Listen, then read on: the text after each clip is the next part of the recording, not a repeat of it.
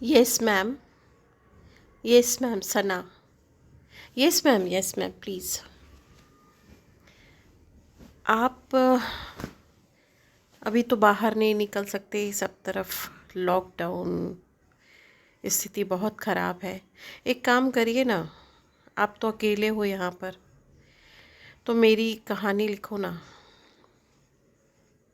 मैं voice record भेजूँगी आपको और आप ट्रांसलेशन करके बुक लिखना स्टार्ट करो। आपको भगवान का आशीर्वाद भी मिलेगा और मेरी बुक भी पूरी हो जाएगी, आपका टाइम भी यूटिलाइज होगा। Yes yes ma'am. किसी तरह प्रेशर में सना ने बुक लिखना शुरू की। हालांकि उस दिल से उसका बिल्कुल भी मन नहीं था। उसने उनके भेजे हुए ऑडियो रिकॉर्ड सुने तो उसका और भी मन खराब हो गया।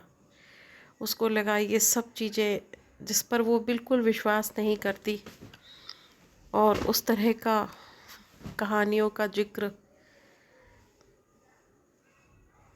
उसका धर्म पे विश्वास था लेकिन इस तरह की जो रूढ़िवादी प्रथाएं हैं उसे उस कहानी में जो जो भी बोला जा रहा था वह उससे बिल्कुल भी इत्तेफाक नहीं रखती थी। पर किसी तरह उसने लिखना शुरू किया। जैसे जैसे समय पास आया तो उसे प्रेशर में बहुत समय देना पड़ता और आखिर किसी तरह वह पुस्तक पूरी हुई।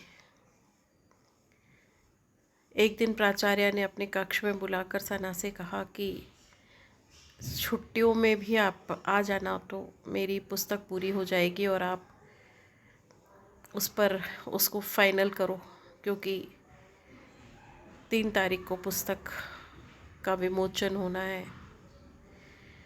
बहुत ख़राब मन सना का, बहुत परेशान। उसके बाद भी नौकरी है यह सोचकर बेचारी जाने लगी और छुट्टियां दिन रात एक करके वह पुस्तक पूरी हुई और उसका विमोचन हुआ। पुस्तक का विमोचन हुआ नहीं और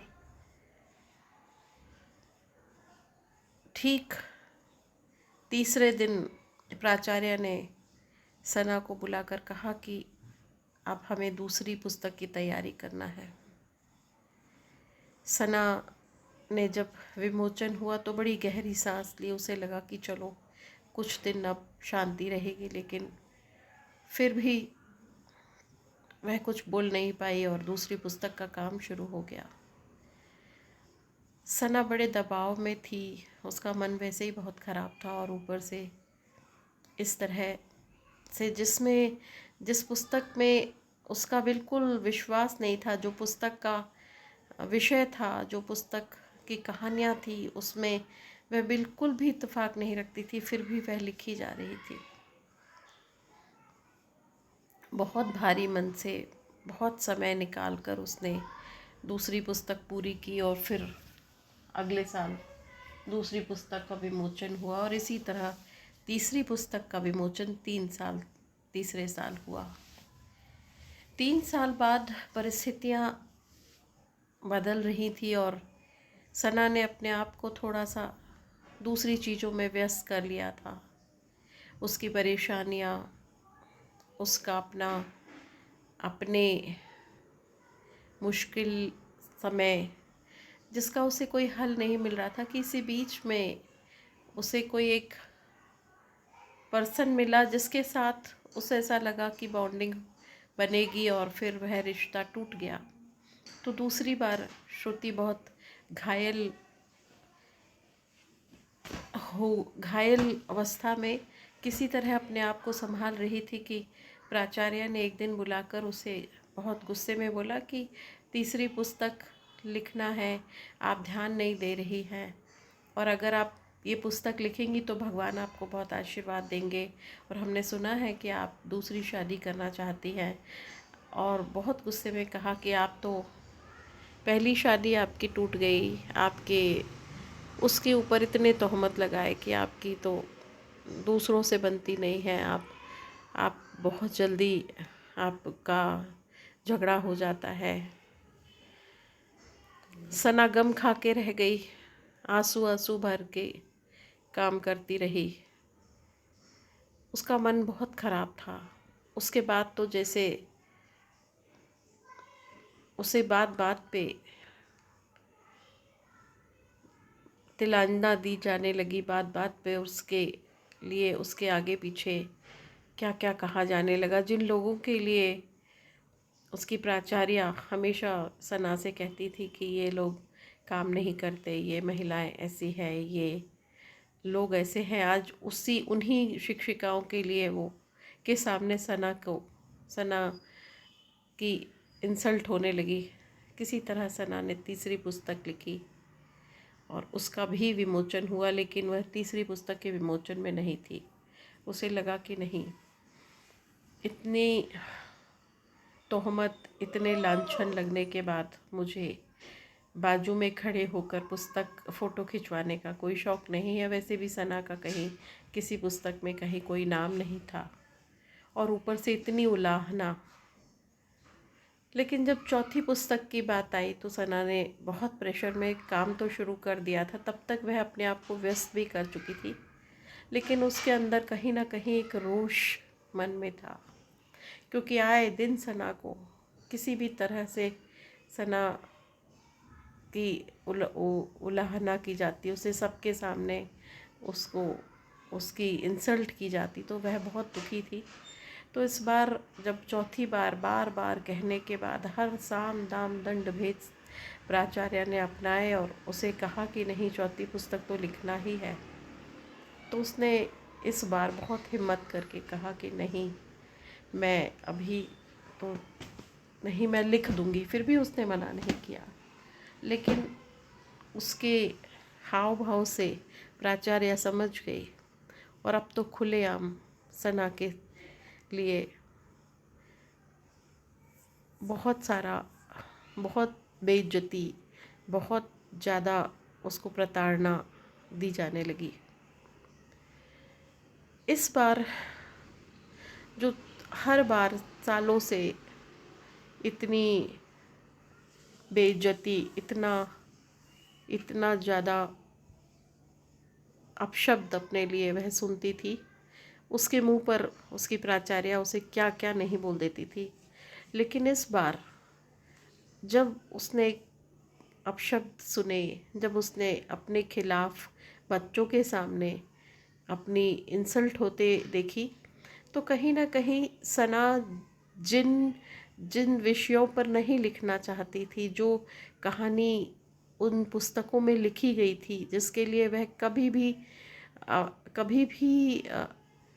उन पुस्तकों, उन कहानियों के लिए के फेवर में नहीं थी, उसको वो कभी भी उसको दिल से लगता था ये सब गलत बातें हैं, ये सब झूठ बातें हैं कि मेरे शुद्ध पानी से ये हो गया, मेरी प्रार्थना से ये हो गया। उसे लगता था कि ऐसा कुछ नहीं हुआ। फिर भी उसने किसी तरह से अपने वो सारी कथाएं, वो जो उनकी प्राचार्य बोलती थी, वह लिखती गई।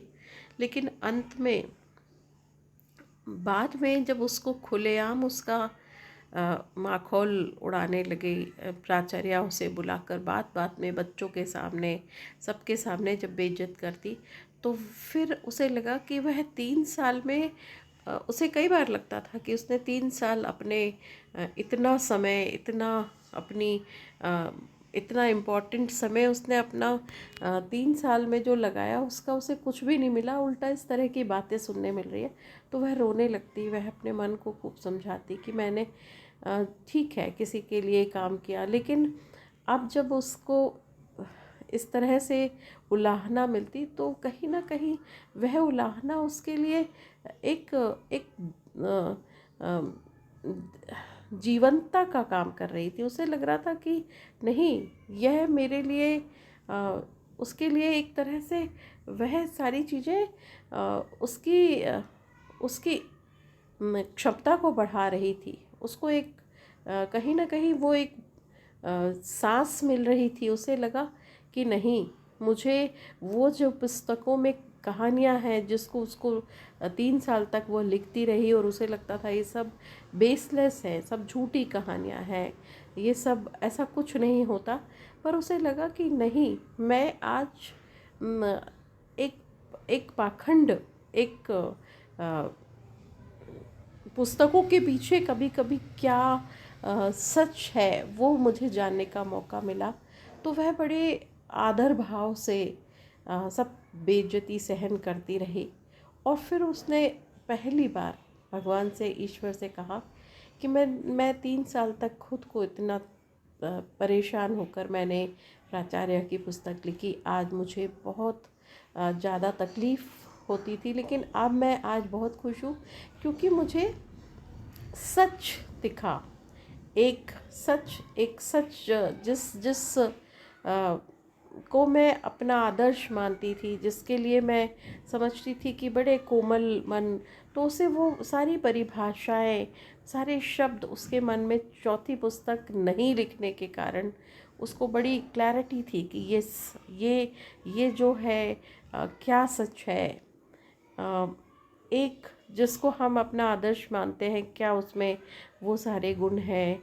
जब आप आखिर में उसने उसको सहन करने का बीड़ा उठा लिया और उसने सोचा कि नहीं, कौन किस हद तक जा सकता है। कम से कम इस पुस्तक के नहीं लिखने के कारण उसे जो प्रताड़ना मिली, तो उसने भगवान को बहुत धन्यवाद दिया कि ईश्वर, मैंने आपके नाम पे जो झूठी कहानियाँ 3 पुस्तकों में लिखी, आज चौथी में मैं नहीं लिख रही हूँ, मुझे माफ़ करिएगा।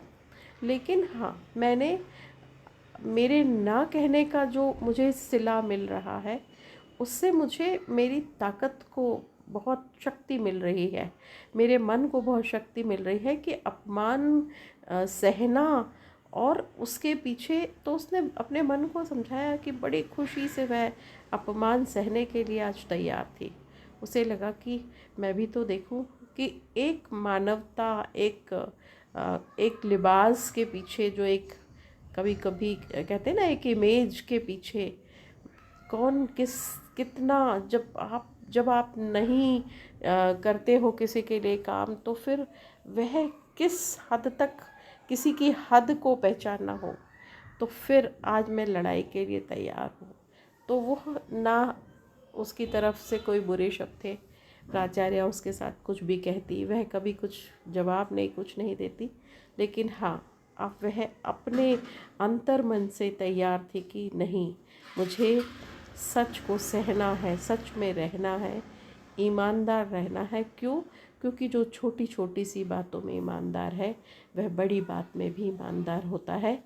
तो उसने सोचा कि नहीं, मैं अब ईमानदार हूँ, मैं अब अपनी ईमानदारी, मेरी ईमानदारी के लिए मुझे यह सब सहना पड़ेगा। क्योंकि ईमानदारी को तो बहुत कुछ सहना पड़ता है और उसे उसका कर्ज चुकाना पड़ता है। और सना, वो सना, और जब आज 4 साल बाद नहीं कहने वाली सना, बहुत बहुत मजबूत, मन मजबूत, दिल मजबूत, दिमाग मजबूत, मजबूती के साथ खड़े होने वाली वो सना, जो पहली पुस्तक में शायद उसको दी ही इसलिए गई थी क्योंकि कमज़ोर सना को वह काम दिया गया था जो पूरे विद्यालय में किसी और को क्यों नहीं दिया गया, क्योंकि किसी और को देने की हिम्मत ही नहीं थी। लेकिन सना पकड़ में आ गई थी, क्योंकि सबसे कमज़ोर जो शख्सियत थी वह सना थी। आज वह सना नहीं कहने के बाद चारों तरफ से अपमान सहकर भी सबसे मजबूत सना है। धन्यवाद।